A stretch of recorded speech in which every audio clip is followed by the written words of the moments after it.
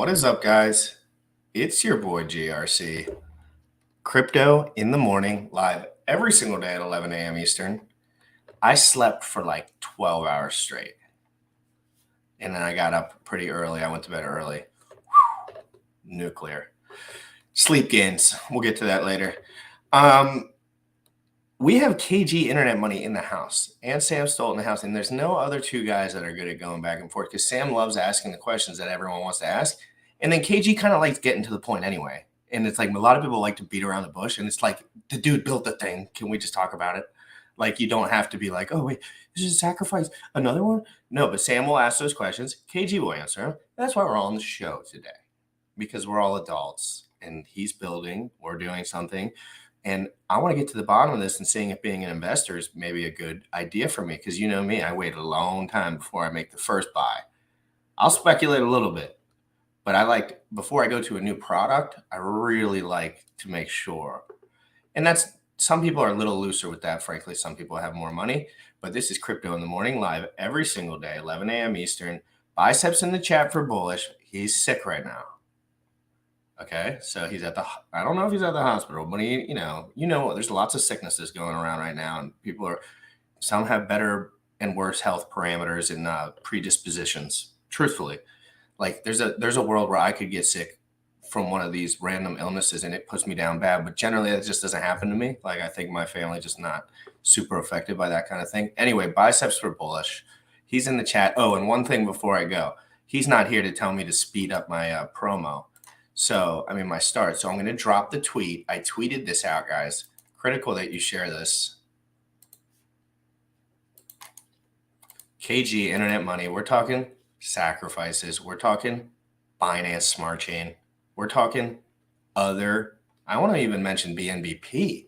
Any of you BNBP guys in there? Let's mention it. Let's talk. I think Binance is great. I love cheap fees, guys. Continue.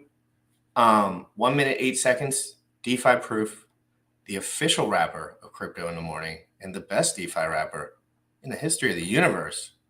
Crypto in the Moment. You already know what time it is. Crypto in the morning. Crypto in the morning. Crypto in the morning. Waiting on phone. Crypto in the morning. Crypto in the morning. Ready to take notes. Crypto in the morning. Crypto in the morning. Crypto in the morning. Waiting on phone. Crypto in the morning. Crypto in the morning. Ready to take notes. Smoking a blunt on my way to the gym. 11 a.m. and I'm already tuned in. Got me some hacks and I'm making a stake. Got me some heads on, I'm making it rain. Pay me some maxi and that's just in case. GymRatCrypto sent me to show you the way. DeFi proof. Crypto in the morning. Crypto in the morning. Crypto in the morning. Waiting on phone. Crypto in the morning. Crypto in the morning. Ready to take notes. Crypto in the morning. Crypto in the morning. Crypto in the morning. Waiting on phone. Crypto in the morning. Crypto in the morning. Ready to take notes.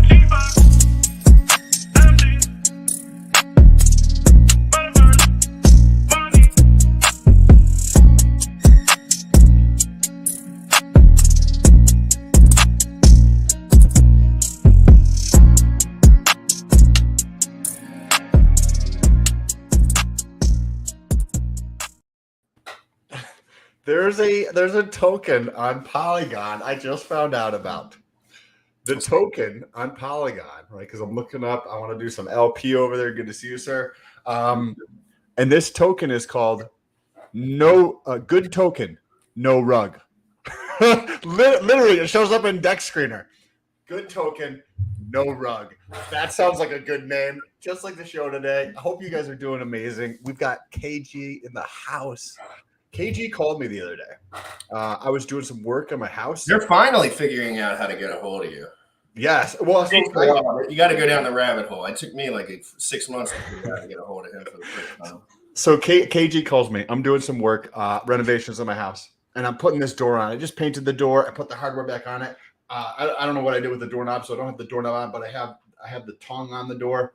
And I go in there, and I'm in my laundry room, and I was like, "Okay, did you tell me this story?" I did. I'm telling it again. Oh no, I was like, "Oh my god, did this happen twice?" And then I'm like, "Oh wait, this is the same story." But so no, it was funny. Over the weekend, so he calls me, and I have a headset on because I'm listening to an audiobook while I'm working, and the book shuts off, which means that somebody's calling me. My phone is outside of the laundry room, and the laundry room's empty because it's brand new, right? Like I just put cabinets in, has the wash and dryer, but there's nothing in there yet. And I shut the door and I was like, okay, cool, it works. And I hear the thing stop and then I'm like, hello, and it's KG. And then I'm like, wait a second, how do I get out of this laundry room? There's no handle on the door. I don't have any screwdrivers. I don't have any tools. There's nothing in there. And I'm like, I talked to KG for a second. I was like, hey, dude, I gotta let you go. Climbed out my window, get back in the house. I'm looking forward to talking to KG because 250 pounds, guys, sneaking out of windows. What would you think? Yeah, let's bring KG on. We're gonna talk. I want to start it slow though, KG, because we got a while, and I want to talk for a second, and then we're gonna slowly move in because I got some squaring away in my head I got to do too. But I also want to bring up some points. So, guys, we have KG in the chat. I'm going to drop the tweet one more time, retweet it, let everyone know we in the house. I have never participated in any of the internet money sacrifices, Sam. Have you? Not yet. Not yet? So, and that's just the truth. Like, literally, I do some stuff. That doesn't mean we don't like KG. We don't love him. We don't love his father and what they're doing with all their work. Yes. Awesome. So it's important to understand that before we start talking that I have $0 US invested in this. So I think that's a good place to start as far as like in journalism. Like it is good to start from that. So let's bring him on.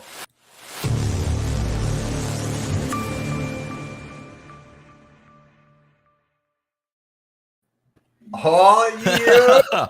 Good morning. KG, good to see you, dude. How you doing? I'm doing incredible. My motivation's at an all-time high, always in a bull market on that motivation. Well, yeah. Where is that coming? Where is that coming? Is that something? Yeah, what the hell? Where is that coming from? I don't see that from a lot of guys. In your industry, you probably see a lot of limp noodle dudes, let's be honest. So how are you deriving some of this inspiration? Because you do need to find it. It's not just given to you freely. Well, I believe that, and philosophers may argue about this, but I believe that desire is discovered, not manufactured. And once I find something that I desire to achieve or manifest into reality, that's it. It's game over. It's happening because I have found my passion. I am in the right place at the right time with the right team, in the right community. I don't even have to try. It's just streaming. Well, you're talking about that's where we start to mention the word faith.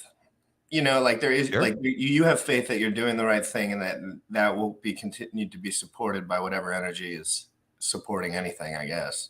And I believe the same thing. It's like the truth will never fall down, but things change over time, guys, but the truth will never fail you. So keep finding the truth because there is always the truth. Like you can always find the truth. It might not be pretty, but if you know that you're in line with what's actually going on, you have much more confidence. Absolutely. Absolutely. You need to look at the details. And I know you guys do over at the Internet Money team. And that truth is different for different people, but that doesn't mean it's not necessarily right. But you got to find that within yourself. So like my truth is probably a little bit different than KG's, a little bit different than GRC's, but you got to find that inside of yourself.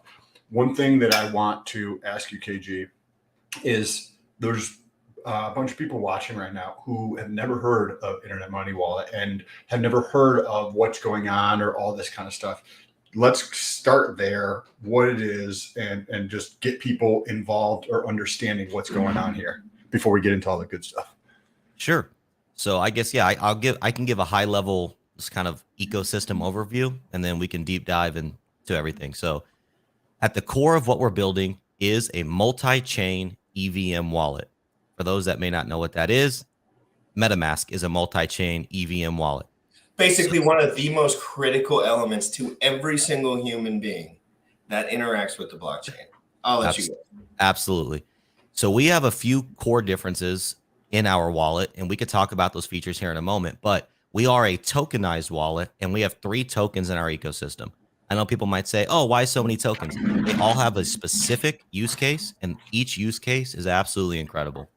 So we have Internet Money, IM, which is a deflationary peer-to-peer digital cash due to a buy and burn mechanic.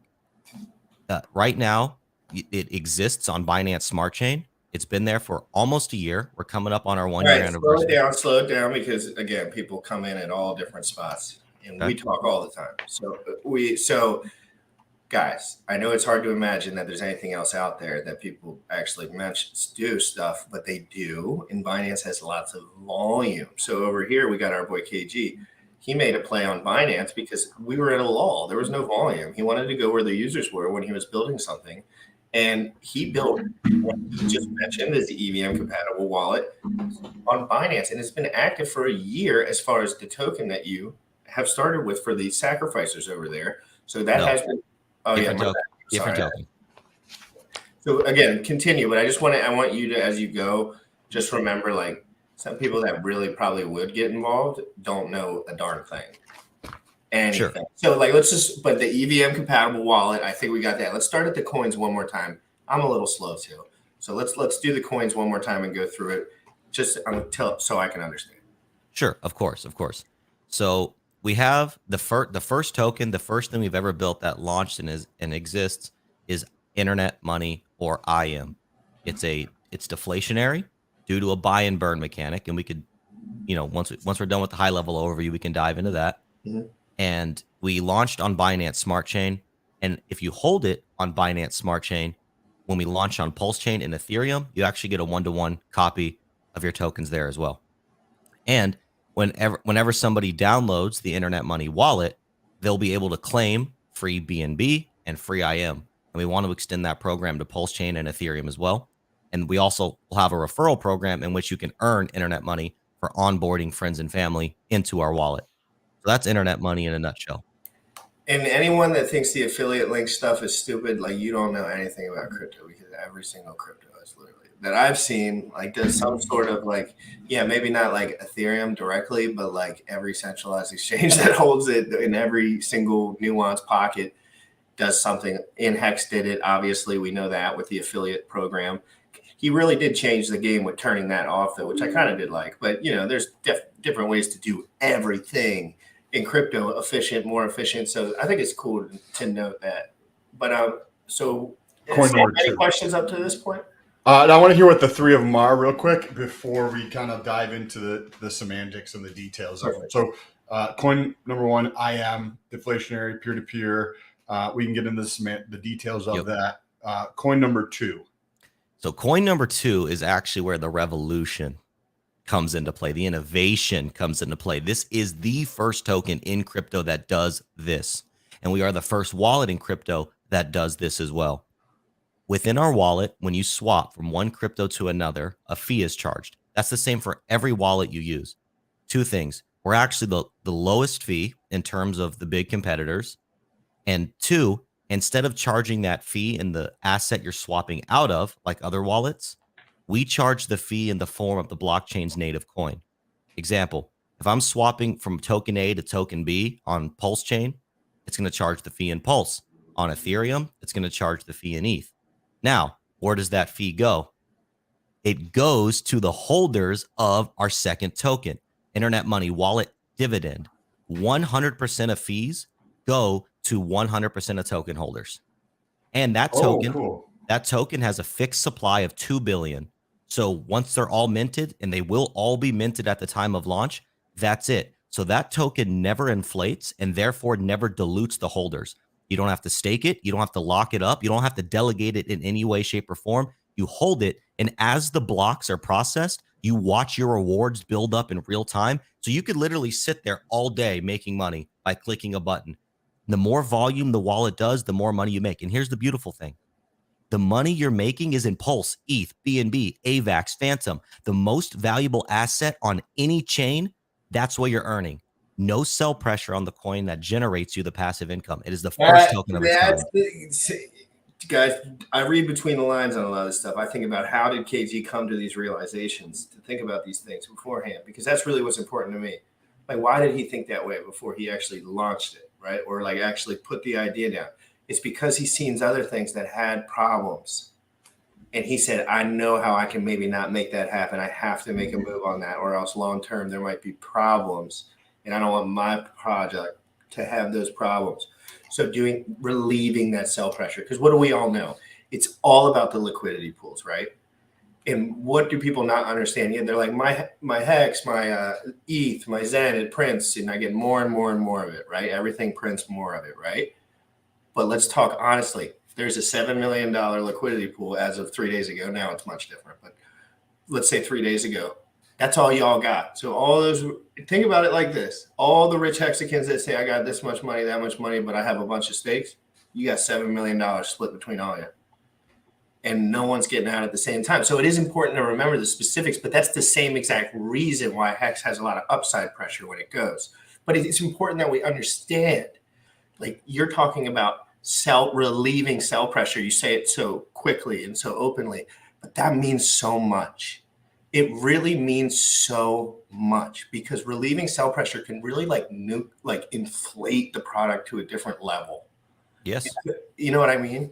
Yes, exactly. There is no, sure, you could sell the token. The ticker is WD. That's the dividend token, WD. So you could sell it, but the beautiful thing about WD, the price doesn't really matter. Of course it does if you want to exit or increase your position, of course. But whether it's a penny or $1 million, your stake in the passive income pool is the same and unchanging forever. It never gets diluted regardless of what the price is. So the price could be doing this. As long as that volume's going through the wallet, your passive income's doing that. Yes. And then that's exciting.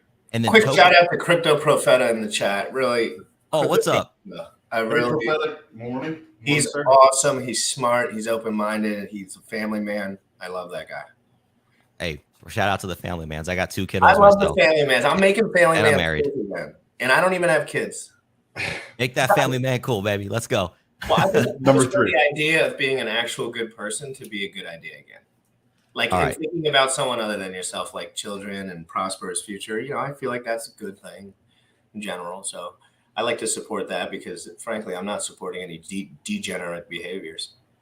And so, we'll get token number 3 before we dive into family. So, no, you're good. No, I love talking philosophy. I'm such an asshole, dude. I always forget. All right. So token number 3. So token number 3 actually comes into play with the second sacrifice. So sacrifice the first time around was for WD, the dividends on Pulsechain. If you want to get that token, the only way to get it at this point is to buy it from somebody who sacrificed. There's no other way. Sacrifice number 2 is for WD on Ethereum and Binance. So the dividend token there. And then we're introducing a third token, which it has a unique purpose. It's called Future WD or FWD. The reason this token came into existence was because a problem presented itself. First of all, we're also the first tokenized sacrifice that exists, which is pretty cool. Second, we had the issue of, and we could dive in there, but yeah, don't let that slide. But okay, yeah, I want to know more. Sure. So we had the issue of, all right, so we're launching the dividends on Ethereum and Binance. Well, we're going to continue to launch these dividends on other chains. And that's the way this technology works. It has to be chain specific. So we don't want to have another sacrifice for EVM chains, which means, okay, but when we launch on other chains, those are going to, so one sacrifice in this chain goes for all the chains. We can launch on 20 chains and you get 20 tokens. Okay. So, but the way we solved the problem of, okay, what happens if it's a year from now, someone's wallet was compromised? What happens if they just want to move their wallet to another wallet? Well, we created the future token because it allows you to move your position. So when we launch the dividend token on a new chain, whoever is holding the future token gets a 1-to-1 airdrop. So you can increase or decrease your position of the future token, and that thereby increasing or decreasing your position of WD that comes out on future chains. So if you get 1,000 points in the sacrifice, you're getting 1,000 WD on Binance, 1,000 WD on Ethereum, and 1,000 future. So if you never move your future token, then you just continue to get airdrops forever. You never have to worry about it. But if you want to, you can. So we tokenized the sacrifice set. That's a beautiful thing. That's very, very interesting how you do that. As far as like these ideas being patented, you know, everyone like mentioning that kind of thing, I wouldn't frankly worry about it because I don't see anyone doing shit. Frankly, you want me to be 100% honest about that? I see, don't patent it. Let it be free because ain't no one doing shit anyway. It's like everyone's just saying they're doing stuff, but I don't see anyone actually doing stuff. And it takes a long time. These things take teams, ideas, brainstorming, future projection. There's things that they know they have to do in the future that they can't do now. So you have to understand there's like, you know, Richard's got a whole layer 1 to deal with here.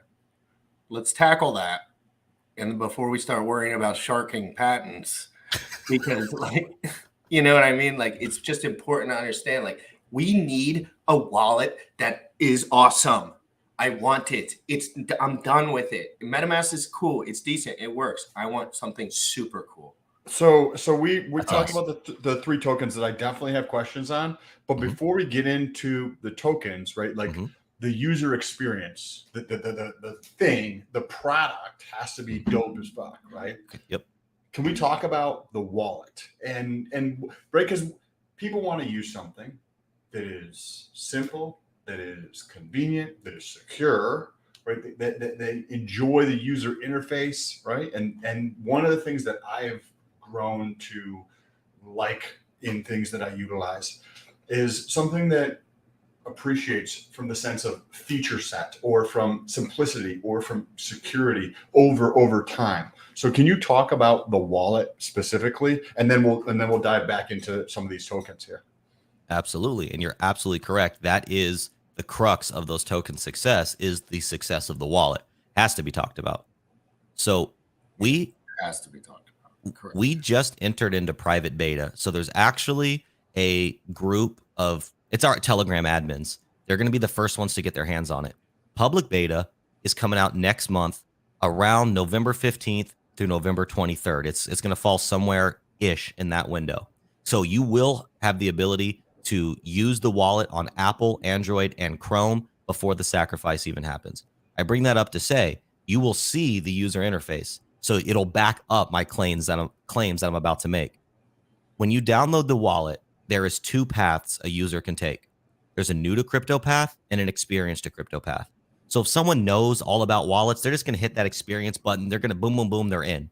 But now to the person that actually wants to learn and be guided and be educated about how to protect themselves, we have all that education for them. Yes. And we've laid it out simply, or we perceive to be simply. We're obviously, that's why we have a beta. We're going to get feedback. Once you get into the wallet, and like, I wish I had it this, I wish I could say, hey, download it. But the way it's laid out, it just speaks for itself. The way the accounts are laid out, there's a transaction, is accounts, transactions. And then under your transactions, it's all your sends, all your receives, all your swaps. And you can filter by what account, by what type of transaction. You can see your dividend claims. You can see your DApp connections. And it's just all right there. I don't understand why no one else does this. And you can see like prices in the wallet. It's not like MetaMask waiting on CoinMarketCap middleman D.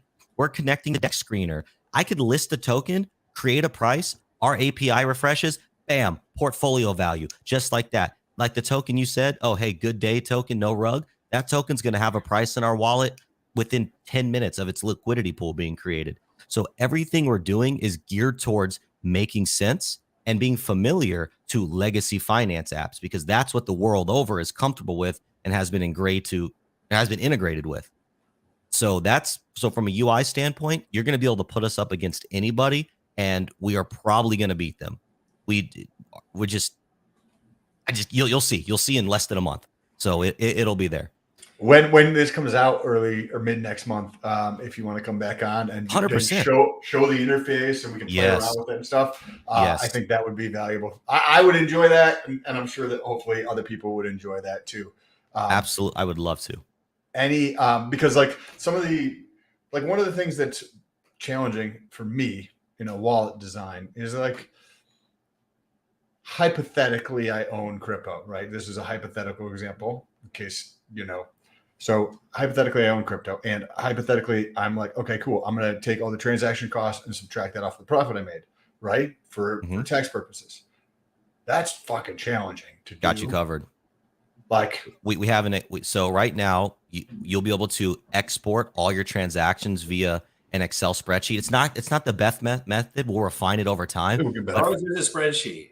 Yeah, but it'll be exported. And actually, we have another cool feature that we're adding. That's you get to add custom memos. So it's like, what did I send? Yes. I paid the lawn guy for. So then when you export your transaction, it's going to put your memo in there. So for tax purposes, you can see exactly what. Oh, I swapped Hex for USDC at. Well, you get to say whatever you want. So we're thinking like we're trying to make crypto make sense. Like it's cool to be like make sense. Frankly, it's exhausting. It is. It's very. It's We're in exhausting deeper to than deal most with. of the world. It's not hard to make money. It's hard to have your brain not want to explode because you're like, everyone's so retarded. So one of the things that like you may have already thought of, or like I would think that this is probably going to be there at some point, is you're on multiple chains. I would assume at least two, but probably more than two. I'm on multiple different chains. GOC's on multiple different chains, but you don't have like if you want to see, like let me go check on that other wallet to see what I had over there. But there's no convenient way to do that. If you have a wallet that is on all these different chains, and I could kind of pull up like a portfolio view, Right. That would be dope as fuck. Right. Yeah, like you know how they can like take rectangles and like the first screen could be like at like all the 6 major BSC, ETH, it just whatever, like a mini subset wallet because all that information's there anyway. and then you can just click on the one you want to get into because you have money in all these different spots. All right. So Yeah. In version 1, you will see the first iteration of that. So when somebody goes to the networks tab, we have all the popular networks already preloaded in there for users, so they don't have to mess around with RPC settings or anything. And then we do want to get into like portfolios of like, hey, if I'm in this account, regardless of this account is on Ethereum, Binance, Pulsechain, what is my overall portfolio value? That's all possible, but version 1, yeah, exactly. We're gonna be iterating over the years. So right now you're gonna see our vanilla ice cream, and we're gonna work on putting the sprinkles and the caramel and all the chocolates. But you're gonna actually work. And guys, that's the thing. The difference between making an ERC20 and making an EVM compatible wallet, let's put all the coins aside, everything aside. Sure. And let's talk about what they're building and what it takes to build these things and have people there. 9 full-time devs. Exactly. People don't see That's what it takes. They don't see it. Awesome.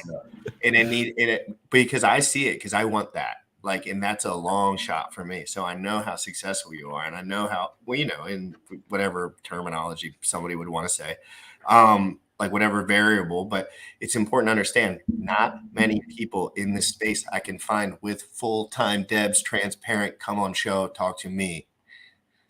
What are you most excited about? So like when I'm doing a project of some sort, I understand that other people see things and they're super excited about those things because it touches their life in a way that's impactful for them. But what is it that you are most excited about with the project other than the grandiose of like, hey, this is awesome. And before you answer that, guys, all these questions in the chat, I'm starring them. And there are some good ones popping in. I'm starring them. We'll get to them. We'll drop websites. We'll show you all the links. Let's just talk a little further.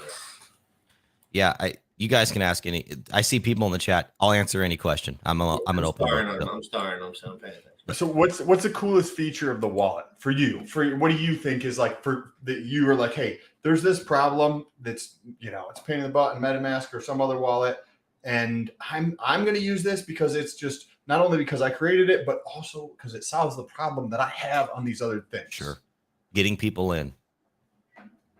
into crypto, I think, is the biggest problem with crypto. I could go into all these niche use cases of how the dividend token and all that, but the reality is we have the best value proposition for somebody who's not into crypto at this moment in time. Why would they choose our wallet over MetaMask? 2 reasons. A, download it, get free money. No KYC.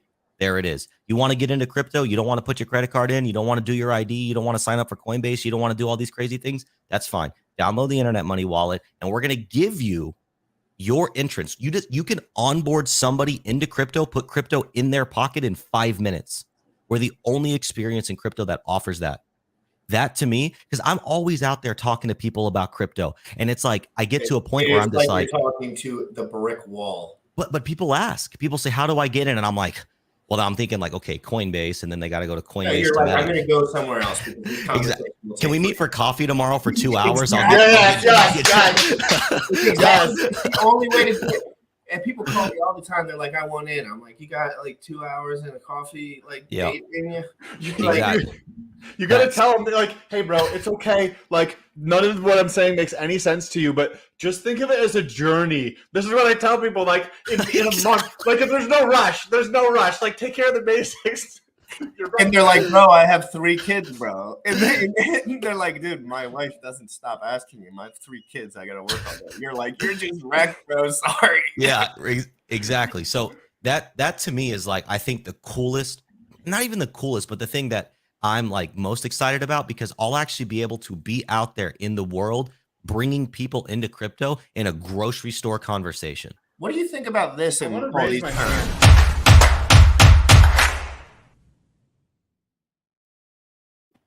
What's your hot take on that, as far as like just really quick 30-second piece on that Zen crypto, because you said adoption, and I think a lot of people are clicking on that stuff. So as long, I mean, I'm not talking about price or anything, but as people getting in, you see it's on Binance, so I mean it'll be on your wallet.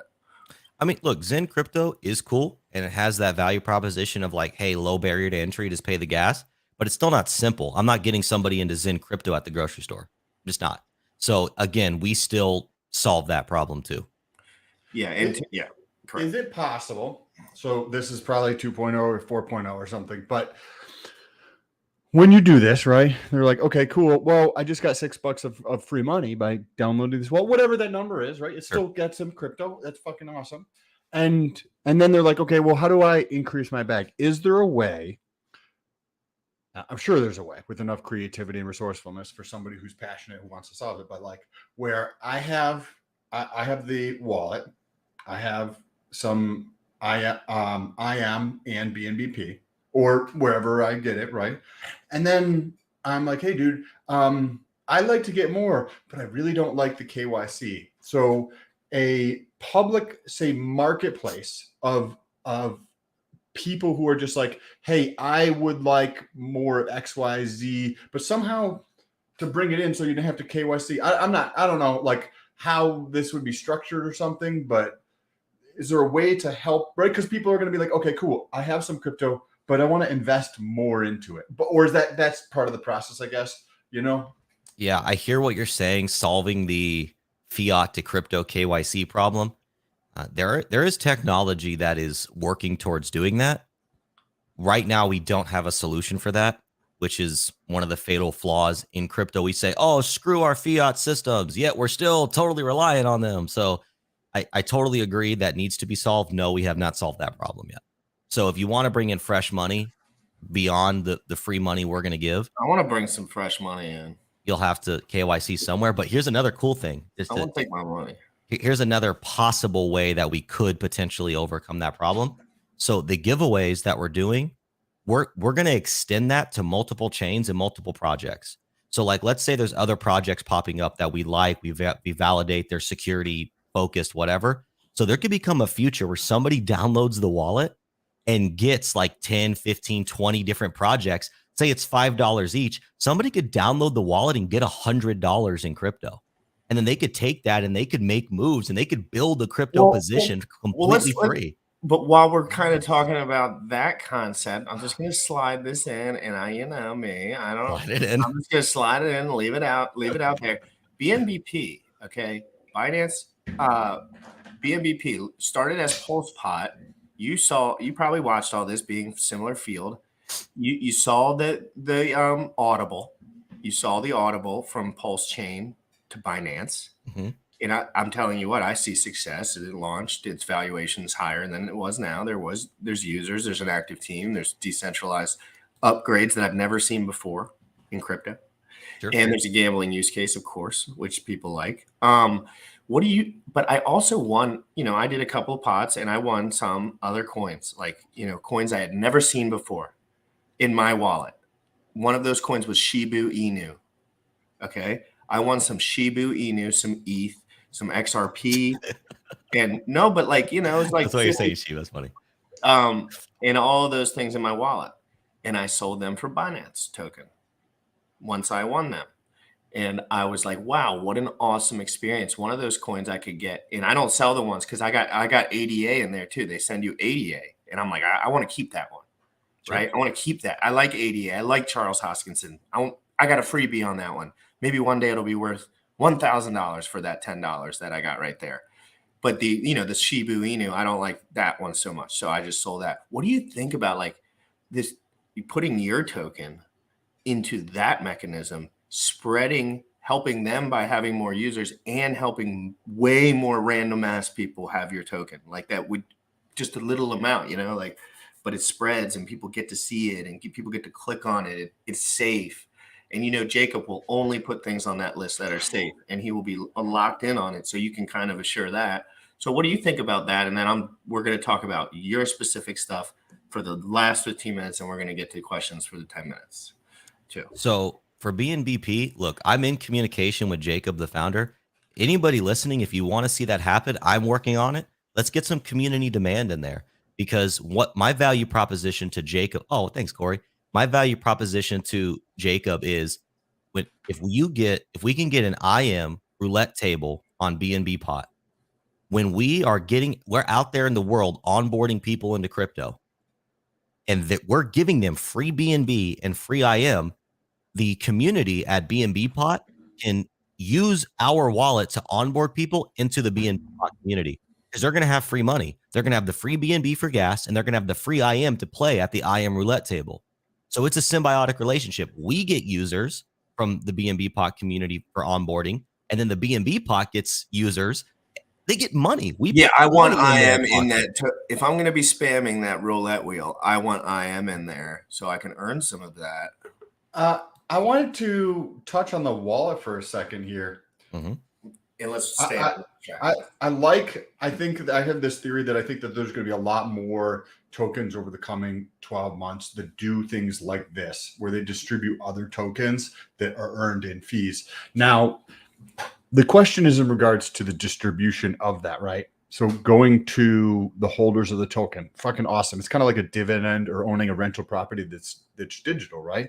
Where you're just like, okay, cool, I get this dividend every month. Awesome. Hence the name, right? The dividend token. Exactly.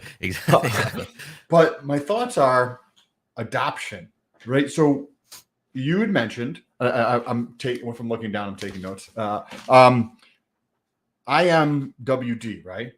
And then the WD on BSC and ETH, right?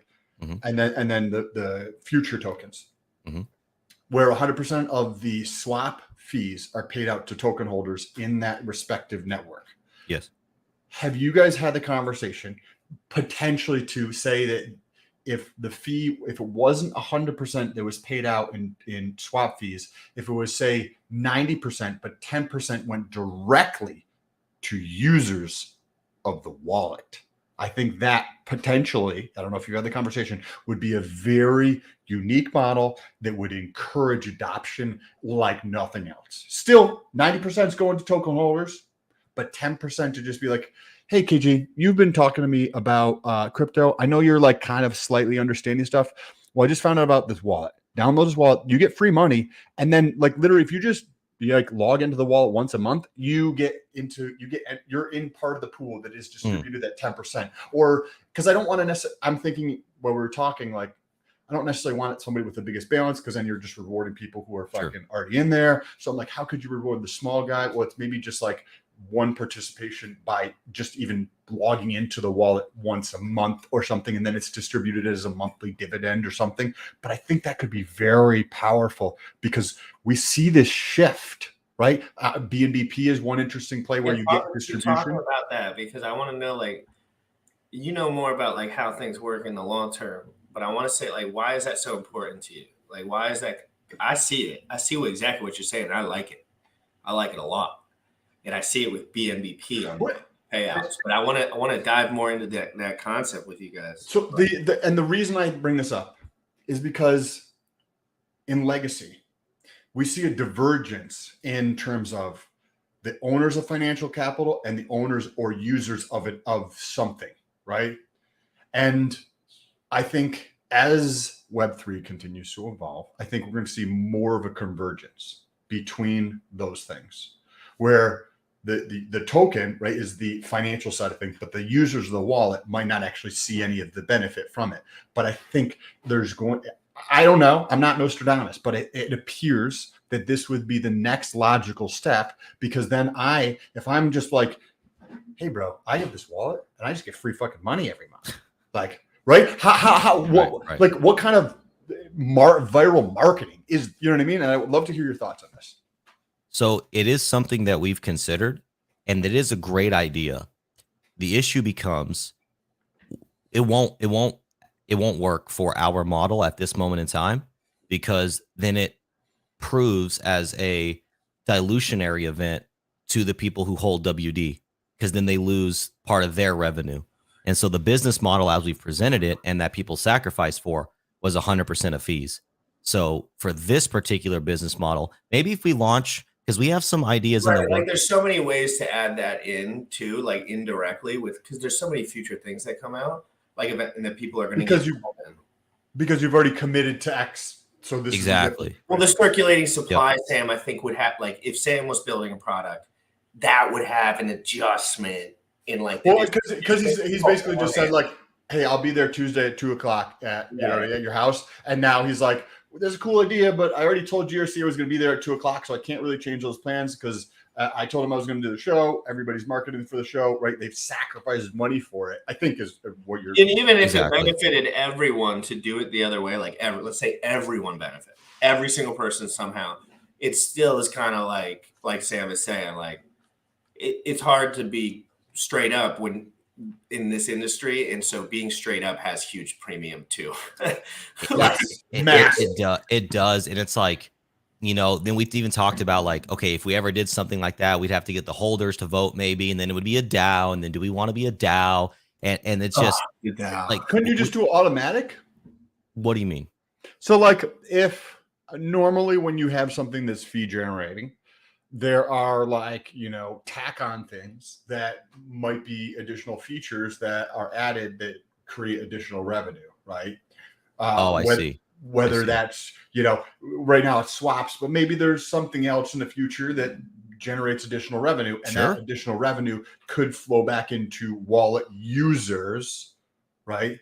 Because it's like there's I hear you. I think it's Jensen and Jensen, or Jensen has this principal and agency problem, right? He's talked about there's plenty of research out there where you have like the agent. What is this problem, right? Like, who's that guy, Jensen and Jensen? He's a researcher at some university, but basically it's like just financial.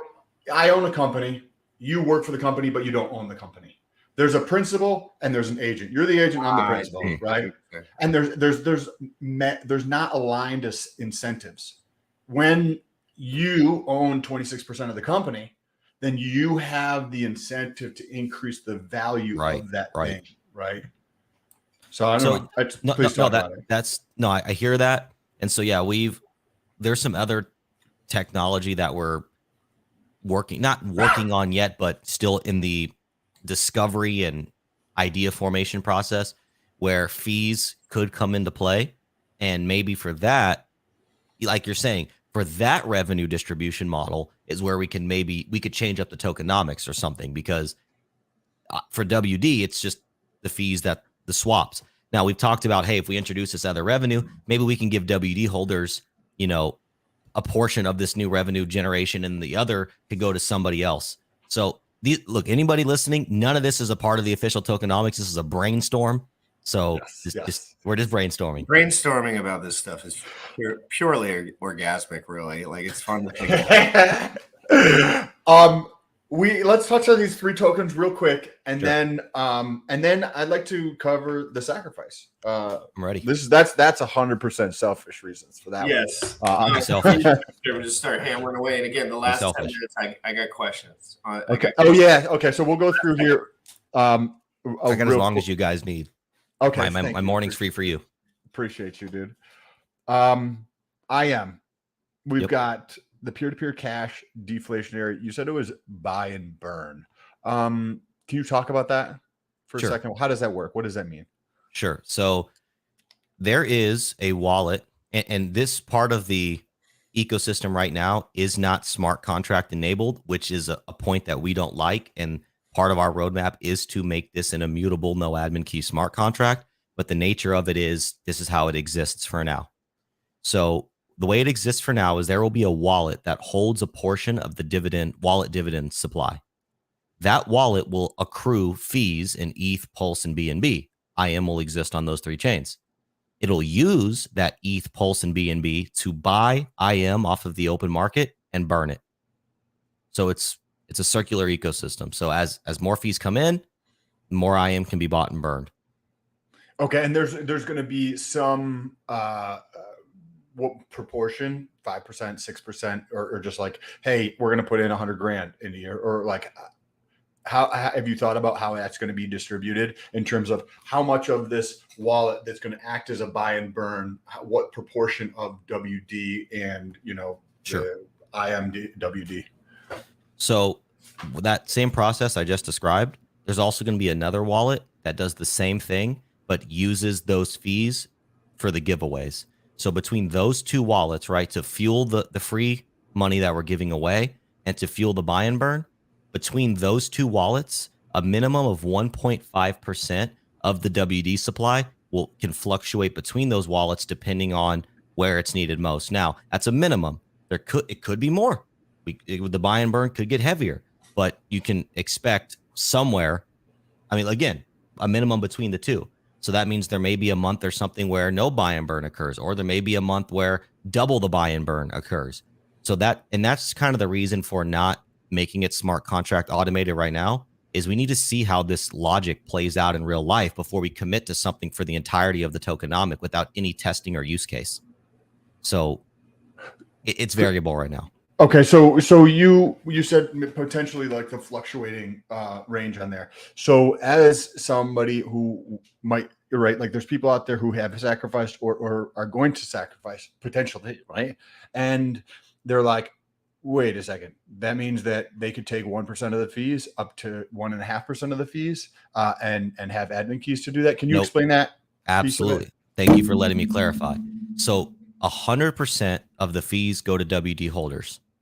We're just a WD holder. That's it. We're not creating more tokens. So we're just getting so in the sacrifice, the way our sacrifice model works is up to 80.8% of the WD supply can be distributed to the sacrifice set. In the first sacrifice set, about 76% of the supply went to the sacrifice set. So the team retained about 24%. So in this model, in the second sacrifice, it could play out the same, but up to 80.8% can be distributed. So the team will have some. And people say, oh, team supply of 20%. For this token, it does not matter. Because regardless if the price is 1 penny, regardless if the price is $1 million, you're getting your portion of the revenue. And we're a business. MetaMask keeps 100% of its fees. We're only keeping on Pulsechain 24% of our revenue.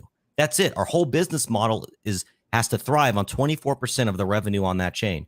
Going into Ethereum and Binance, we may be in a position where we only have 20%. Now, if we want to increase our position of our own revenue, we have to be a market buyer. We have to buy the future token. We have to participate in the system just like everybody else if we want to increase or decrease our position of the revenue. So 2 billion, always and forever. Awesome. Thank you for clarifying that. Now, we have IM, WD, and BSC, and ETH, right? Mm-hmm. Now, then there's the WFD, right? You personally, what is your thoughts on and I'm trying to word it in a way because I know we're talking about future things and I don't want, anything to be like construed as we're trying to give financial advice, because we're definitely not. Yeah, no financial advice. From a potential hypothetical value standpoint, WFD seems maybe more appealing from the sense that there's 6 potential future chains that it's released on versus just BSC WD. Well, here's the thing. So when you sacrifice, you get WD on Binance, Ethereum, and you get the future token that represents all future chains. So one sacrifice gets you all 3 of those. You don't even have to pick which ones you want. Now, going forward, if you say, okay, I want to buy this future token because, when they launch on chain XYZ, I'm going to get that token. Okay, you could do that. But I think intrinsically, Binance and Ethereum are going to be the highest priced WD tokens because they are the 2 top generating chains. So theoretically, the most volume is going to be generated on those chains. So I think intrinsically, the most money is probably going to be earned there. I have no idea. We're going to see how it plays out, but that would be my guess. Now, if you want, I think too, like having a position of that future token dude, there's going to be, oh my gosh, I want the game theory experts to start pulling this apart, because think about this. The future token is always going to have a supply and demand pumpamental to it. It's going to be an ebb and a flow. Hey, but they're launching on AVAX. How is that token not going to pump? Unless everybody hates AVAX, they'll dump it because they don't give a crap about AVAX. But most likely that token's going to pump because people want to get that. These chains for a reason. They have volume. Like you see it with Polygon and you see it with Binance. I see things get launched over there. They get fiended on like hyenas over there. Or chain, whatever you want to call it, like Moon Chain that's not even out, that'll come out in 36 months from today, and you're like, that chain looks promising. That chain has adoption. It has exactly. It becomes speculative based on the chain. So it's like its whole value proposition. The token does nothing. You can't burn it. You can't do anything. It literally is just a certificate, but it has intrinsic value because it represents other value. So it's all. It's okay, this is cool. So last question on this, and then I wanted to talk about there's a bunch of questions that GOC has been saving, and then talk about the sacrifice. I forgot what my question was. Damn it. Time. I'm Sam, we're not really on a time crunch. You might be, so just remember. I just have to be up by 12:30 to get on that other call. Yeah, so as long if everyone's cool, go until 12:30, we're fine. As long as, but if somebody has to run, you just let me know. Seriously, it's no big deal. We can do it another. It's not super time sensitive as far as like today. So so there's lots of places that have gathered funds and now they're tied to some future hypothetical launch of Pulsechain, right? So you're like, cool, I understand that we have value here in what we're doing. Let's bring it to market now. Yep. Right? When could something hypothetically come to market for the wallet, right? You got alpha testing, you got beta testing next month. Like, give us some idea. Obviously, we're not going to hold you to it, but what could be something that plays out where this is in the hands of actual users? Thanks, Adam. So public beta will be in the hands of users next month. iOS, Apple, Android, or Chrome, it's in your hands next month. Go to your app store. It'll be there. You'll definitely hear about it. We will make a lot of noise. As far as version 1, which is when WD will actually launch. So WD will not be in public beta. The sacrifice will not have occurred, so we cannot distribute the supply. So here's the kind of rough timeline we're working with right now. Worst case scenario. This is worst case scenario. Version 1, WD, version 1 of the wallet and WD will launch end of Q1 2023. That's the worst case scenario, long time horizon. The big sticking point to when we can actually launch it is we're going to have all of our smart contracts and our wallet security audited. IM on all 3 chains, WD on all the chains, FWD. We actually have a swap. We actually have a DEX swap. DEX aggregator swap smart contract within our wallet. So that's a smart contract. The referrals and airdrops is a smart contract. So we got a lot of smart contracts. Those are all going to be security audited. And then the wallet's going to be security audited, and as well as penetration testing is going to be performed on it. So that's a whole nother deep dive. But once that is done and those all come back clean, nothing is found, we get a perfect report. We will push all those security audits and then we'll launch the product. So we're going to start that security audit process late December. And considering if they come back and we get perfect score first time, which look, I'm a realtor outside of crypto. And it's like what I tell my clients is, hey, you're going to get this house inspection. I don't care. It's a brand new house. It's going to be a 35-page report. They're always going to find something. It's just the nature of building things. So once we clean up everything that they find, then we'll push. So it could be as early as like January 1. It just kind of depends on that security audit process. That's the variable here. This is exciting. One guys in the chat, if you're we're gonna go for another 25-30 minutes. So just understand we have a little more time. I have questions starred. I swear this is the last one. No, I know it's cool. KG has posted a tweet as well. Guys, don't be afraid to retweet stuff. This is one thing I'm finding a lot. You guys love Hex. I love Hex too. We all love everything that makes lots of money. Don't be afraid of interacting with the internet because it's some tribe, some fake tribe that's like there to tell you what to click on. Oh, this says Binance. I don't want people to think you're stupid. Well, guess what? On the inverse, I know you don't retweet stuff because it says Binance, so I think you're stupid. So it's like, you know what I mean? So there's just two sides to the coin, but just be a free thinker. It's the most important thing. I notice when I do streams, and I don't really care, but I notice people don't interact with them the same way. They still watch them, certainly. Watch number's still there. Sure. But it's everything else. So guys, retweet that. Support. KG did a tweet. Tweet it out. Look, we want more synergy in crypto. More synergy. Why don't we all work together? For fuck's sake, these guys are all going hard. I want awesome cryptos in the future, and it's going to be great, but we can make it take 20 years or 1 year. Like, you decide, with being a little like hypnotized Muppet. So, and I apologize because I just keep having questions. So hopefully you guys are enjoying this. Ask away. WD and IM are all going to be on all the chains. And I am only on 3. I am only on 3. And WFD on all the chains? One chain. Only on Ethereum. It can only be on one chain because it has to be one set that we airdrop to. Okay. Thank you. Okay. There's going to be people who have WFD that a free claim comes out, or a claim, right, comes out, and they don't claim that. How is that going to be handled? The same thing's going to happen with airdrop. We pay the gas. Goes right to your wallet. Oh, okay. And if perfect. That answers the question. I'm assuming that's the same thing with WD. Yes. Okay. Cool. Let's get into the sacrifice. I saw a bunch of questions. Okay, so the sacrifice, we got to talk about it, right? Because first things first. Again, we're not super on the details. So if you want us to pull up something that would make it easier for you, or you pull up something, you just let me know.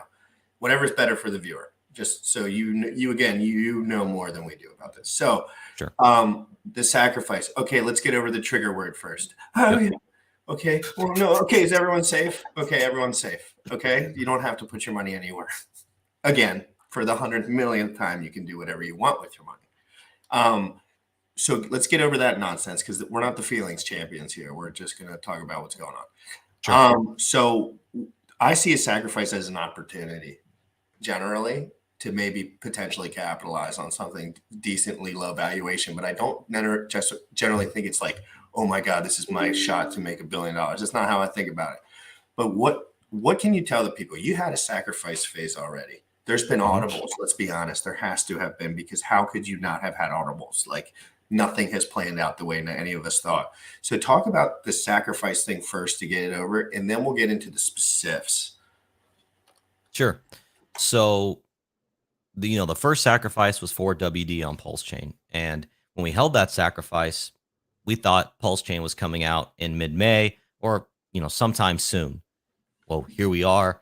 It forced everybody that could audible to other chains. We actually have a builders chat where the builders of Pulsechain congregate, and we talk about, like, we support each other and talk to each other. And a lot of the builders that are they have to pivot. They have sacrifice sets, they have investors, they have communities. So we're in that position too. We are Pulsechain guys. We're a Pulse. We support Pulsechain, but we cannot allow our business model to be completely reliant on something that we don't know when it will exist. We can't think about it like that. We have investors. Now, as far as the sacrifice, we love to throw around this, no expectations. That's a cop-out. People say, it's for security implications. To some extent it is. But let me make this claim. For the internet money team, don't have any expectation of profit. This thing can go to zero. I have no idea what the market's going to do or respond. But what you can expect from us, and you should, I'm telling you, have expectations. We will deliver exactly what we say we're going to deliver. We're going to build. We're going to be here. Expect it. Unless someone's going to have to put a freaking gun to their head. I love it. Put the gun to my head. Well, I love that. That's I'll die at the keyboard.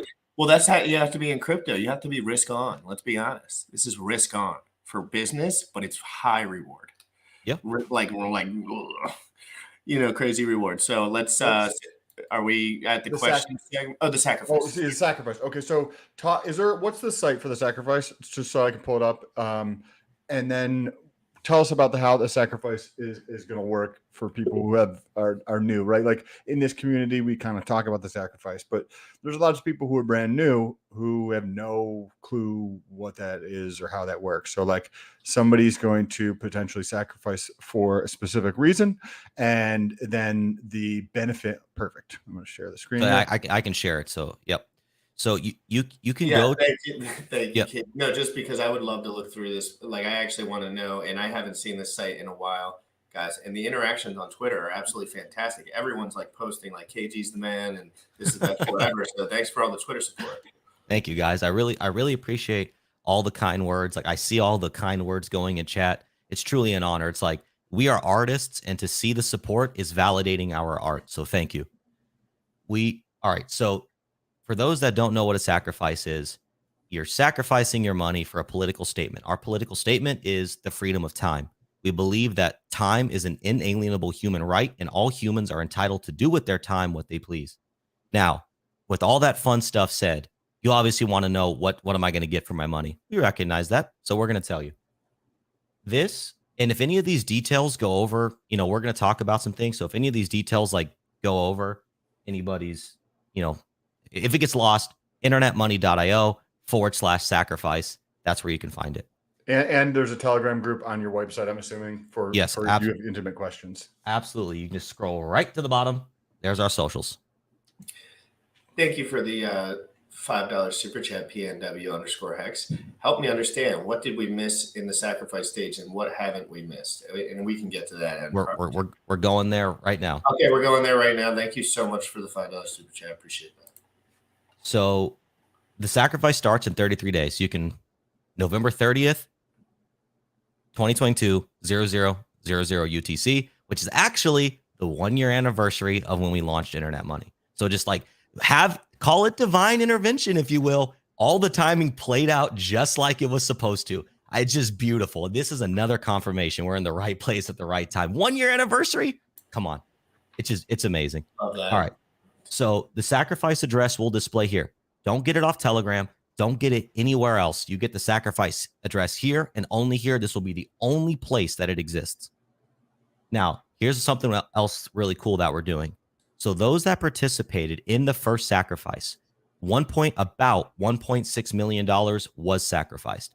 So if you participated in the first for WD on Pulsechain, you're getting a 1-to-1 dollar value towards the next sacrifice.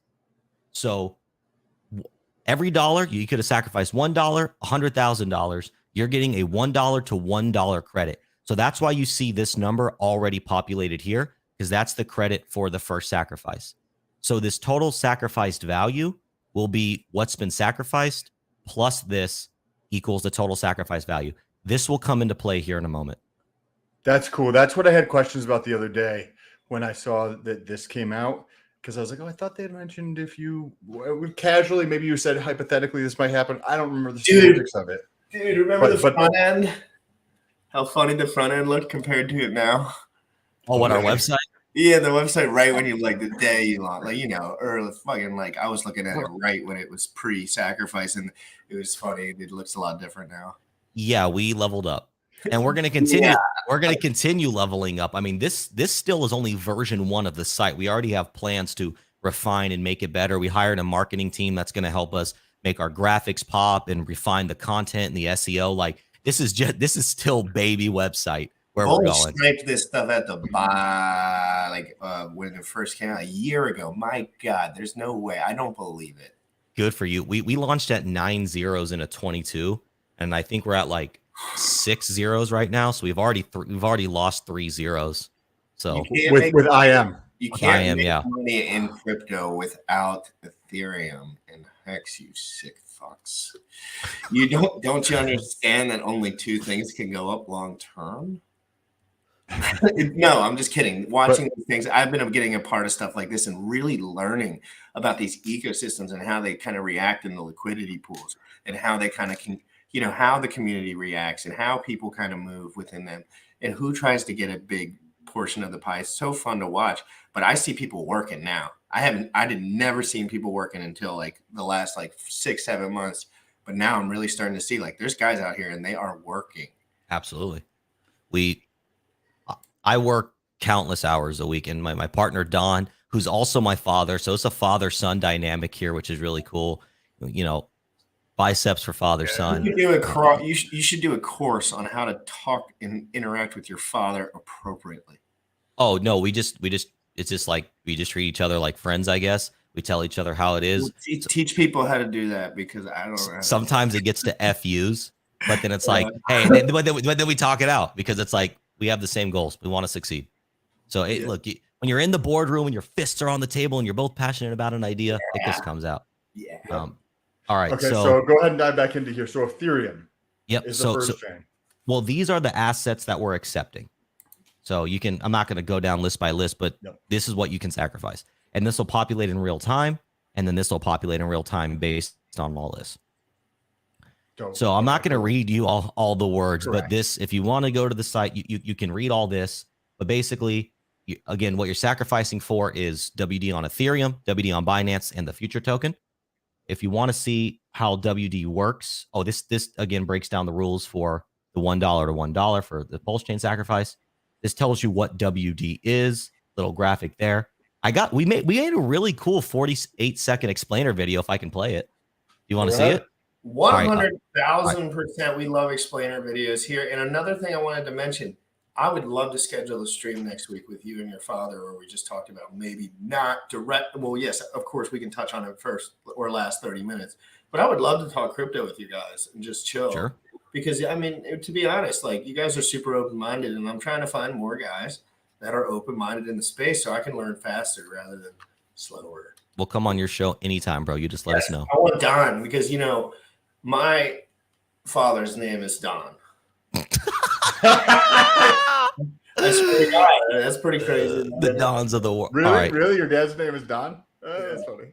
So my dad's name is Don, and your dad's name is Don. And so, but anyway, I want to talk crypto, because your dad probably knows a lot of shit about crypto if he's in the game hard. Like he does. Yeah. All right. Yeah. If you want to pull that back up. Yeah. Yep. Let's get into this video. Here we go. Introducing Internet Money Wallet Dividend, or WD. WD is the first token of its kind. Instead of traditional fees for swapping crypto assets, the Internet Money Wallet fees are paid in the form of a blockchain's native coin. Those fees are locked in an immutable smart contract with no admin keys, where WD holders can claim their portion of the fees as frequently as every block. 100% of wallet revenue is distributed to WD holders. You do not need to lock your WD up in any way. Simply hold WD on your desired blockchain and earn passive income in the form of Pulse, ETH, BNB, and other native coins. Earn passive income. Free your time. Learn more at internetmoney.io. Isn't that cool? Oh, I feel really good about that.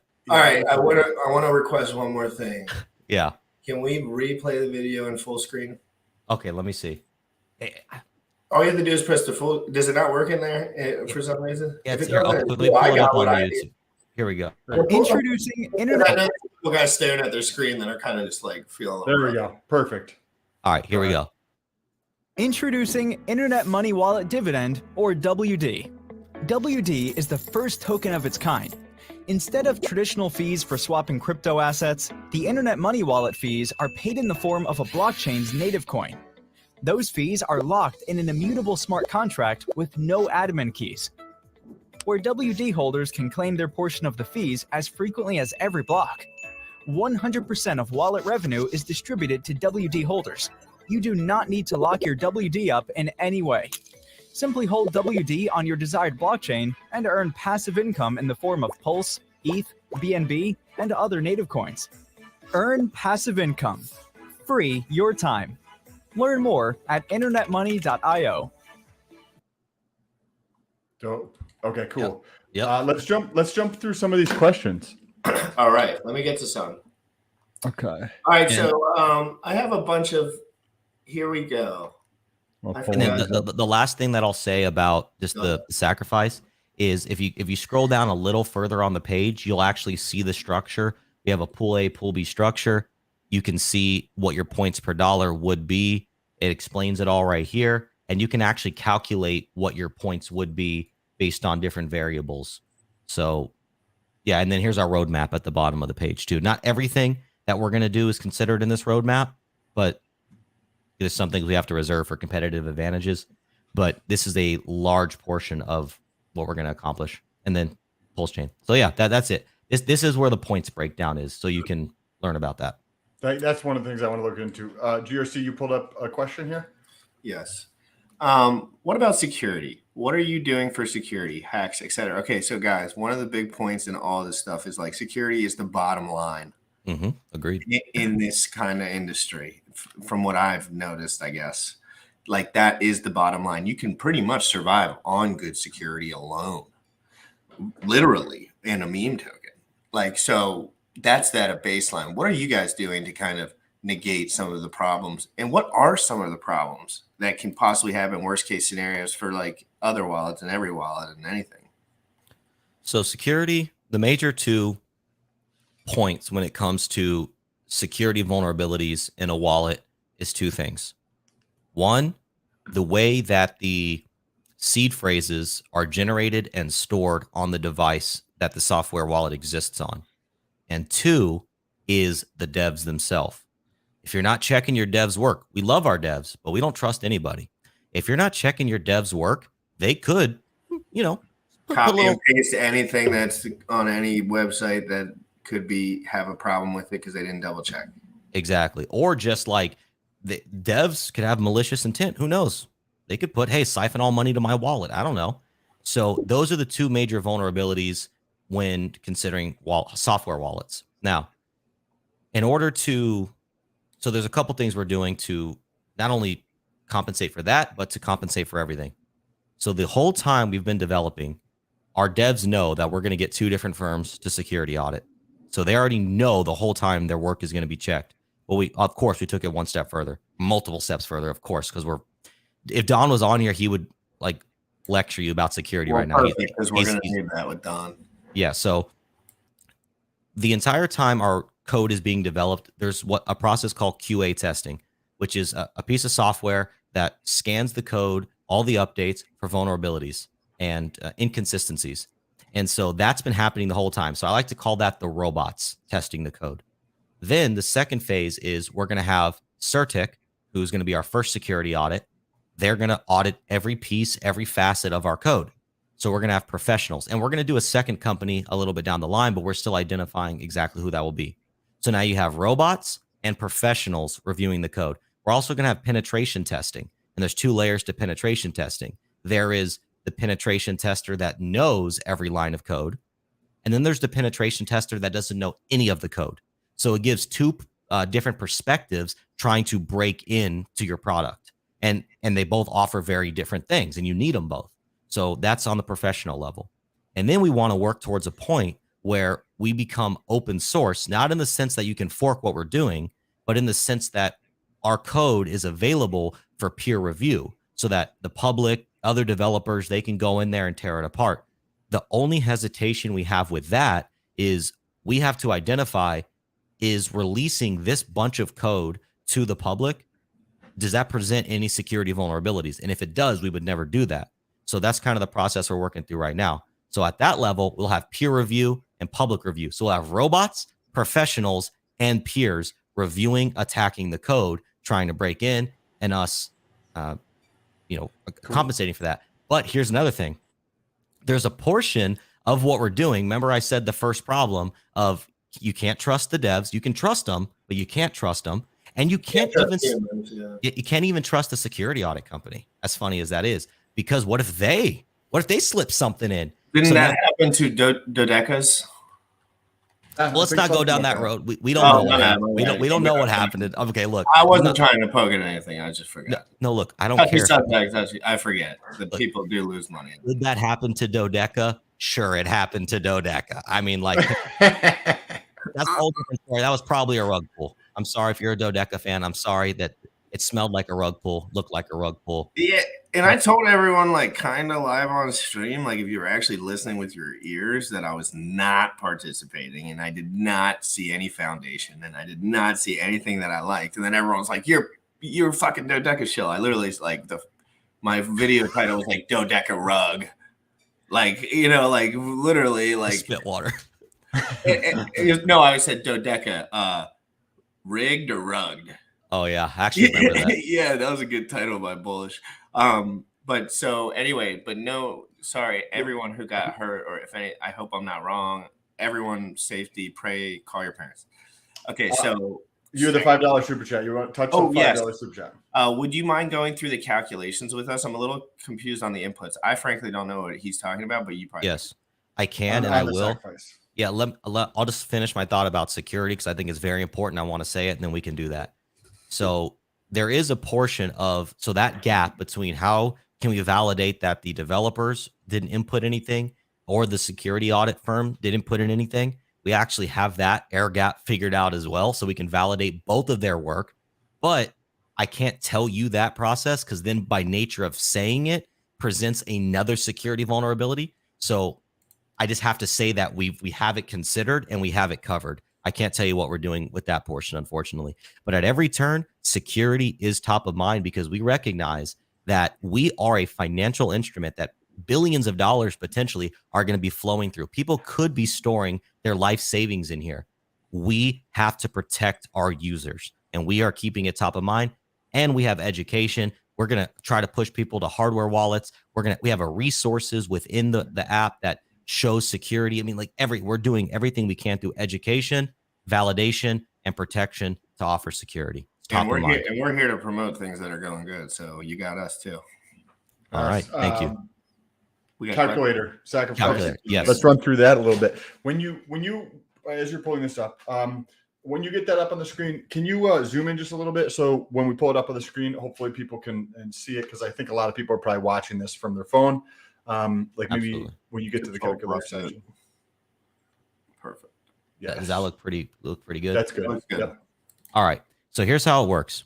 Pool A has a cap of 12 million USD value, but it's actually only a true sacrifice of 10.4 million because that 1-to-1 credit for the first sacrifice goes into Pool A.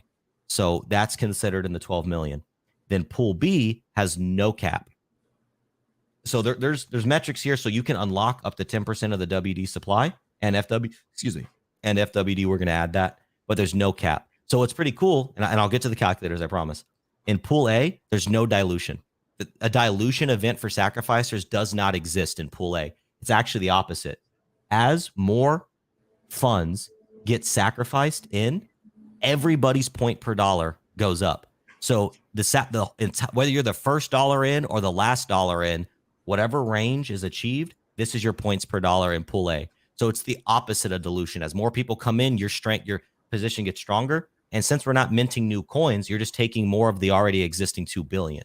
So we're the first ones to do this. If you hear this anywhere else, this is exactly how we did it in our first sacrifice. You heard it here first with internet money, the crypto innovators. I like that. I like the design of that because that's not how anybody else does this shit. Right. Exactly. It's like, let's try to FOMO people as hard as we can. Let's try to give them a time unlimited offer, right? Yep. To try to get people to FOMO in as hard as they can instead of doing something more collaborative. A little bit more stable too. I think that causes instability to a degree. Well, it destroys. Like, okay, for example, if you were in PulseX and you sacrificed $1,000 and then all of a sudden on the last day, $50 billion comes in, your $1,000 just turned into breadcrumbs. In our system, that can't happen. You could sacrifice $1,000, and then somebody could come in for the next 10.3 million, and they actually helped you.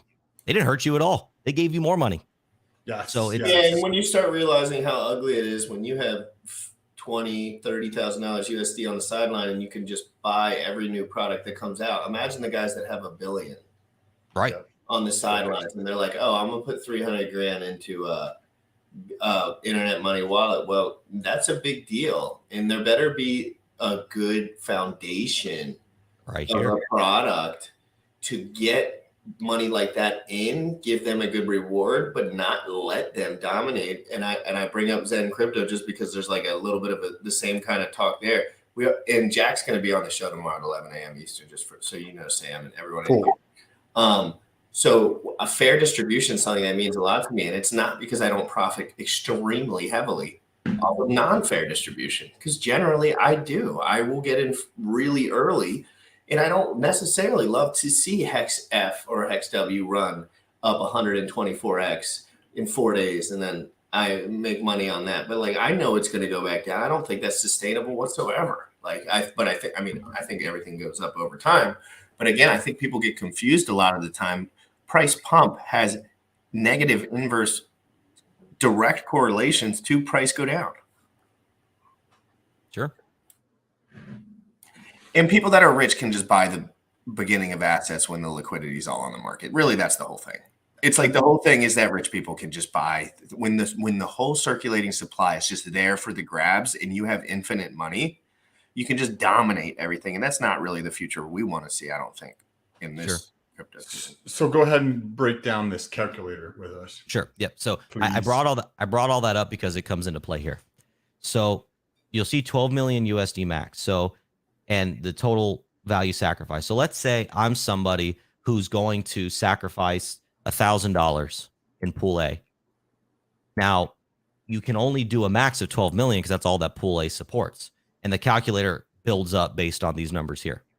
So let's call it, and so that you can see the difference. Let's say only $1,000 was sacrificed in pool A, and then the wallet daily volume, that's just where you can play around, right? A fair, I mean, okay, quote fair, based on what MetaMask does over all their chains, they've averaged somewhere between $9 million and $55 million a day in volume. That was last year's numbers, so it could have gone up, whatever. But so let's be conservative. I don't know. Let's say 5 million. Calculate it, and this bottom one doesn't affect your points. So if you don't care about this, you could put $1, and your points are going to stay the same. This is just if you want to see the daily income. Okay, so if I sacrifice $1,000 and a total of $1,000 was sacrificed, I'm the only person that's sacked. I'm going to get 100,000 WD points, which equates to this percent of the WD supply. And that also equates to your percent of the revenue that the wallet generates. This is exactly that. It's the same number. It's the same number. 1, 2, 3, 1, 2, 3. So let's say 5 million. And you can see that goes up. So if I sacrifice $1,000, the wallet is generating $36,000 a day. I'm earning $1.82 in native coins a day. That's kind of lit. So now, again, this is a conservative number, and this is, you could argue maybe like not. a 2 or a 3x on that would feel a little more natural. Like for what I would say the projection would be probably like, and again, these things can go wild upside, wild downside. Sure. And so you're really, go ahead. Well, then I was also going to say, let's say we cap it out at that 12 million, just so you can see 12, 1, 2, 3, 1, 2, 3. Then you can calculate it, and you can see your points. You already get more points. You get more of the supply, and that number went up a little bit. Thank you for the 20,000 IDR. Can someone tell me where IDR is from so I can geolocate this guy in my brain? Fast Abdul. He's one of our amazing admins. What's up, Fast Abdul? What part of the world is that currency from? No idea. Well, Fast Abdul, you let me know. Thank you for the super chat, sir. And I think it will be good for onboarding newbies, of course. And that's one of KG's main concerns here. Absolutely. So then, let's just say we get crazy. And so let's MetaMask on the higher end of their average. So 55, 1, 2, 3, 1, 2, 3. I mean, that's in the native coin. And this is, yeah. So you could play around with those numbers however you want. And this number will go up and down depending on how much volume the wallet does. So that's where this number gets completely speculative. Let's say, as the general crypto market starts to grow, we're still only somewhere between 1 and 4% of the entire population is in crypto. So let's, you could get 1, 2, 3, 1, 2, 3, 1, 2, 3. So let's say $1 billion. I mean, that's where you can just get crazy and just play around with the numbers and wherever you think the wallet's going to go. Now in pool B, it works the same exact way as pool A, but the difference is you have to put a minimum of 12 million in one, right? Because pool B opens up after $1 over 12 million is sacrificed. So, and the pool B is interesting, man. I don't want to I don't want to lose people, but no. What has to get, and obviously for the projection numbers, guys, that's like MetaMask has a lot of users, and yes. could take years for Yes. this to play out for it could just be $1 million in 6 months, right? Yes. But it could take time just to don't want to it could be crazy, but also at the same time it's going to take time to get users on board. Absolutely. Just for people to be aware of that. Absolutely. For table 2 here, question just Yep. simple, like why don't you just put that in at 12 million so that people don't have to do anything? Like just have it pre-filled as 12 million if it has to be entered at 12 million no matter what. Well, it has to be entered at least over. Oh wait, this is actually there's 1 0 off here. Let me Just see. pool So 1 close and then pool B opens. exactly. Oh, I see. Okay. Oh, minimum. Ah, well, we're off a 0 here, guys. Sorry about that. So it's 12. I'll have to tell the devs that. So 12 million. So that's 12. 1 2 1 1 2. Yes. Thank you so much for One more, I think. One more. Yep, you're right. All right. Yeah, you're right. So look, I'm glad we're doing this. This is giving me a little practice. For sure. Okay. And we're learning so that you can be like, hey, bro, let's fix this shit. Great. Exactly. So check this out though. $1,000 in pool B actually got you more of the supply. Why? Okay, here's why. This is where pool B gets a little interesting. So pool B is subject to a dilution event. Pool A is not. Your only go up. Once pool A closes, it's potential dilution. But you can see because of the way that pool B works, every time that $1 ticks over a new million, another percent of the supply opens up. And whatever total percent is opened up is directly distributed to your position. So because there's only 12 million, $1,000, and I sacrificed the full $1,000 in pool B, I get 100% of the pool B pool, which is at this range, 1% of the supply. You follow me? So this could be another $10 million pool, basically. It could be. So once but here's the thing. Here's where the But it dilution. could not be. Exactly. So well, watch this. So let's say another $1,000 comes in. Now I only have 0.5% because that other person also got 0.5%. Now the dilution event occurs at 21 million. Wait, 1 2 3 1 2 3 1. Yeah, the dilution event occurs at 21 million and $1 because from this moment forward, no new percents are unlocked. Follow me? So now it's just going to be the same 10% shared over more and more and more and more dollars. And so that would where the cap 88% supply gets distributed to sacrificers. Exactly. If 21 million is raised. Exactly. Okay. Interesting. And so pool B, the way that it actually spawned in the first sacrifice, there was no pool B at first. It was a $1.2 million cap. We stopped it right there. But the community was like, no, what happens if a whale comes in? What happens if I can't get in? What happens if $1 goes over in the pool? What happens there? How do we account for all those features? Well, or all those or all those edge cases, sorry. Well, that's how pool B, it spawned by community demand. So it basically spawned as the rollover pool, but even with that, you still have to calculate all these potential scenarios and game theory around it. So Sam, do you have to go? I do have to run. I'm going to set up a show with him and Don next week. Okay, perfect. Because I want to dive into the marketing piece of things because you need users for this thing to be successful. Period. Absolutely. And a store just like every Absolutely. single thing else. Yep. And that's going to be like fundamental, right? Like obviously having the best thing available makes it way easier to market, right? But there's some people in marketing and online that say that the best product does not always win. The best known product wins. absolutely. And marketing is very, very important. So I'd love to get into that in the future. I'm happy to dive into it. Thank you, Sam. I appreciate all your great questions today, man. I appreciate you. GSC, I'll talk to you soon. Hey, man, have a great day. We're doing Zen tomorrow, so if you have hard questions, I need you. Appreciate you. Yes, good. Talk to you later. KG, tell your dad I say hi later. Later, brother. So we can thank you, Crypto Profeta, again for the €20 super chat. I appreciate that very much, sir. You are the GOAT. So I mean, we got how much time we got? How time sensitive are we talking now? Look, I'm here for questions, man. No, I mean as far as the protocol. Oh, when are we launching? Or like when the sacrifice phase detail for like how long until it's active and how long until it's on it. Yeah, it's basically how long until it's active. internetmoney.io/sacrifice. We have a countdown timer going right now. We're 33 days and 8 hours away. 33 days and 8 hours away, guys. So I'm trying to steal all your money. And how is DRC going to get all your money out of this one? I don't know. We'll figure it out. It's not that. It's just like, I'm not involved. Frankly, I'm just covering cool stuff, but I can tell what's cool. It's not hard to tell what's cool. You actually have to focus. You have to look at the details. You have to see what the devs are doing. You have to ask what the people around them are seeing from them. And if you're seeing behavior that's throwing you off, it's throwing you off. You know what I mean? Rather than throwing you on. And so let's just remember, guys, to be smart, be safe, never over leverage yourself. If you can't Absolutely. your money, like you're in trouble. Like if you have ran out of USDC and you're praying for a miracle, you're in trouble. That is not really how crypto does not do well for those kinds of people. It does well for the people that are willing to sit and take losses and absolutely sit through shit.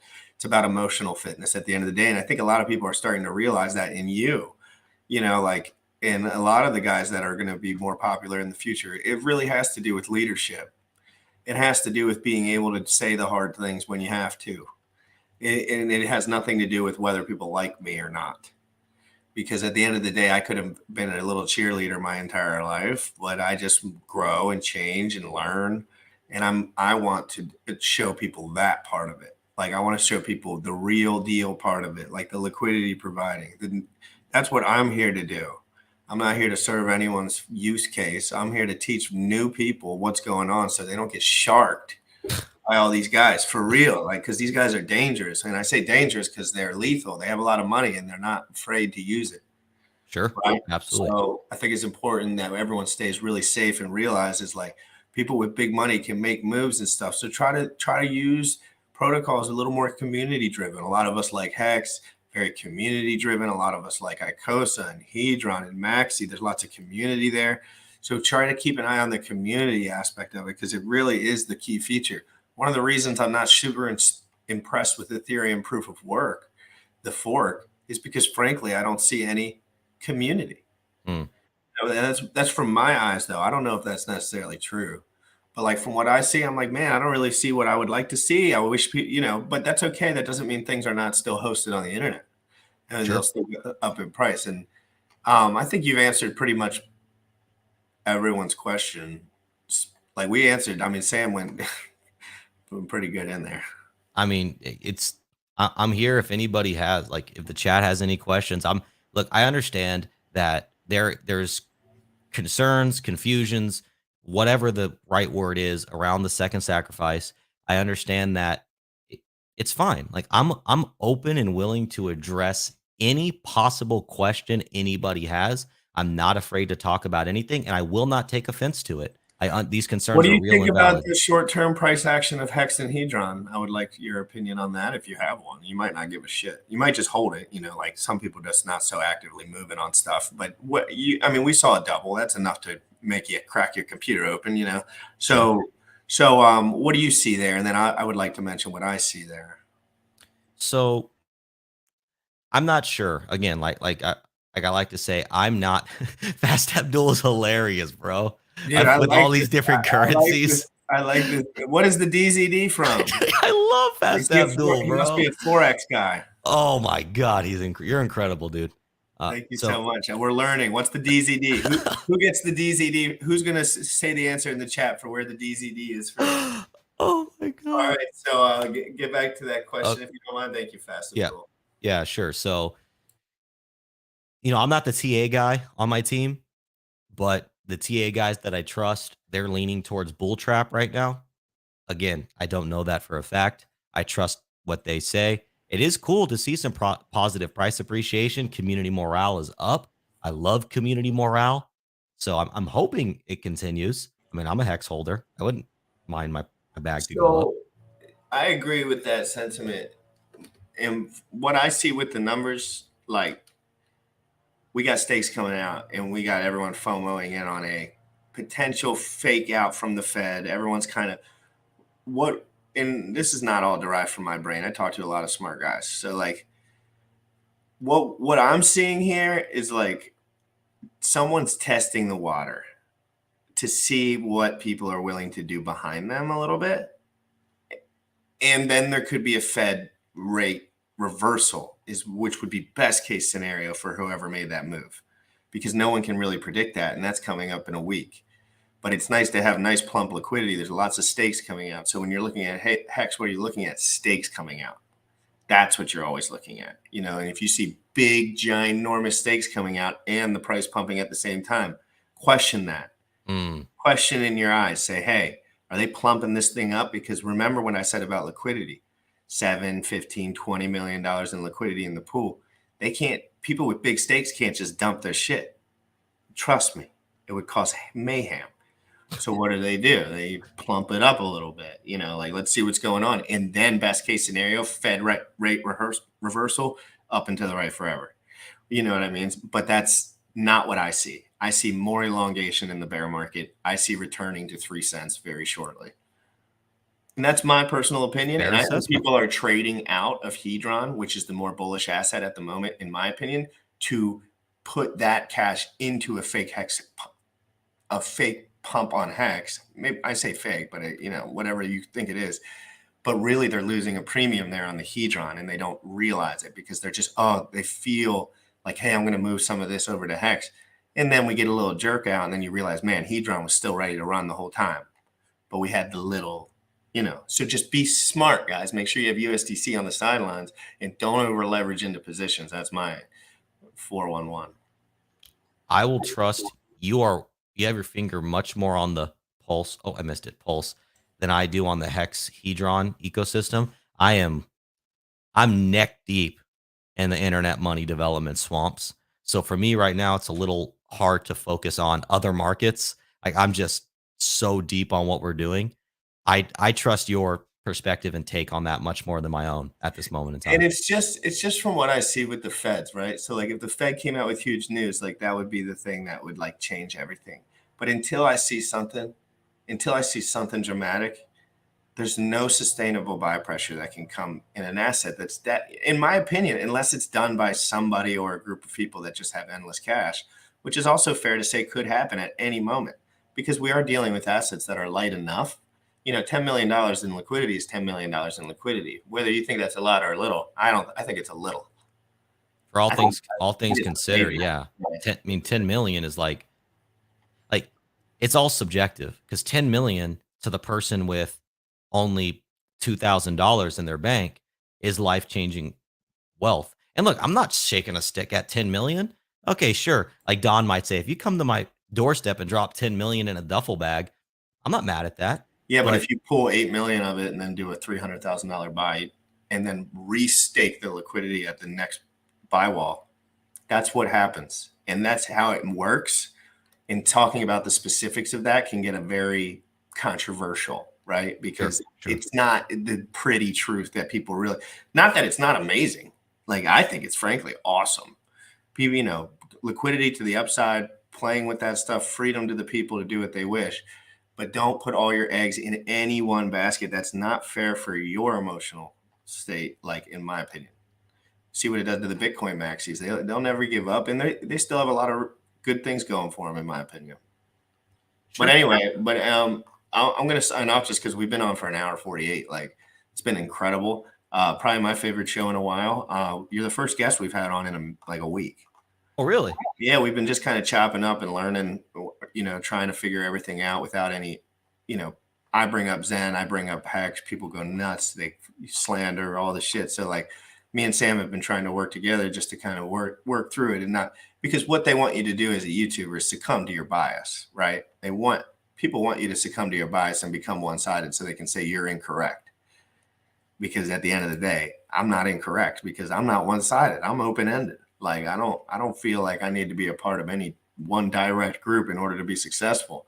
And I think any successful man would say those same exact words. I agree. I think that I think open-mindedness is a key to success, because if you become a maximalist for anything, any ideal, any school of thought, any community, anything, you then become closed-minded and you then stunt your growth. And if we're not growing, we're dying.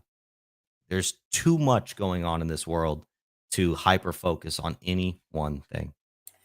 Yeah, especially, I mean, I'm just going to bring up these last couple points before I go. Like, Zen Crypto has been a brain mess. Like, for me, a lot of information there, launched on 7 chains. Like, I was the first 200 person to, I think I was top 200 to mint Zen ever. Wow. You know, so, and I did it live in front of everyone. Like, so I think it was important to me that people realize, like, the reason people are so blinded, but at the end of the day, we're talking about ERC20s hosted on the internet that you can click, send, stake, and trade. And people get really confused about what's going on because their emotions get involved. But I see Zen as just similar to Bitcoin in the way of like a distribution pattern that people are kind of unfamiliar with, but it's a good rate in the beginning, but it takes very long time in real terms, like year, 6 months, 8 months, 5 years, 3 years, to really gain that power to the point. But I think fairness is the thing here. I spent $200 US on Zen. Am I going to get wrecked? You tell me. I don't think so. I don't think it's possible. Not if you can afford to lose the $200. But that's what I'm saying. In the world of crypto, though, in the world of crypto, a $200 speculation is like the most minimal thing a human can do.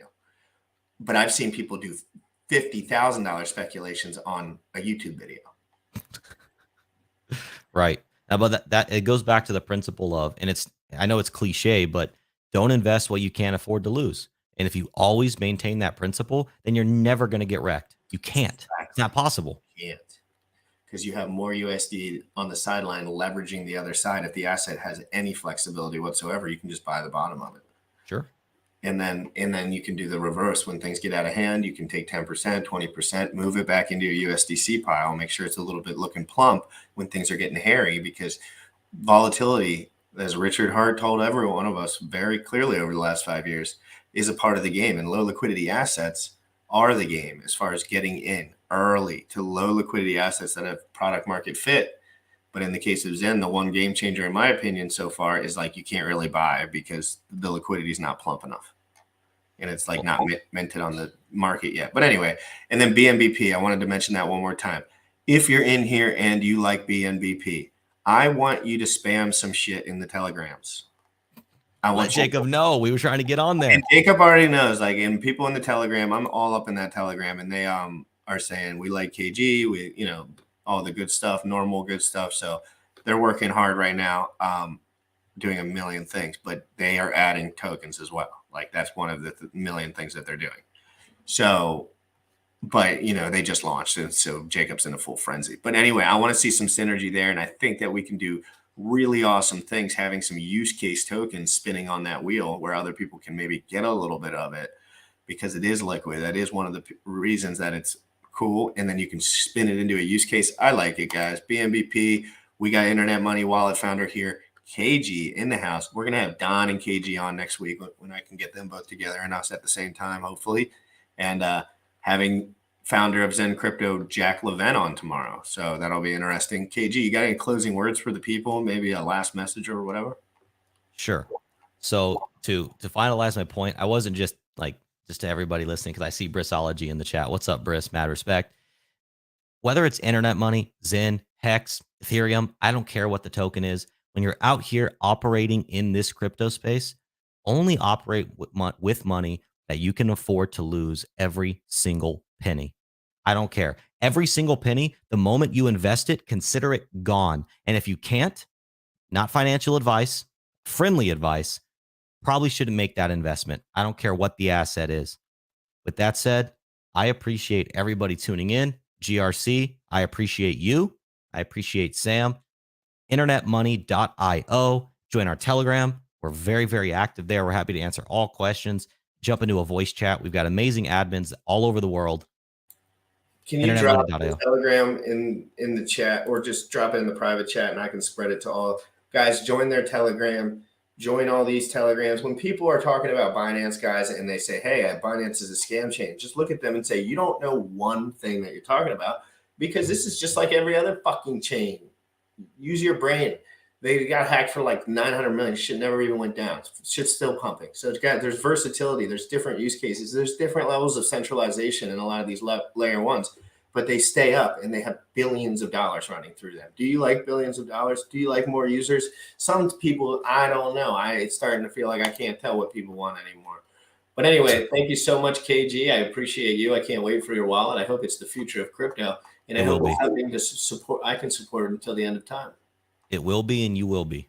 And I appreciate it. I'm going to make an affiliate out of you.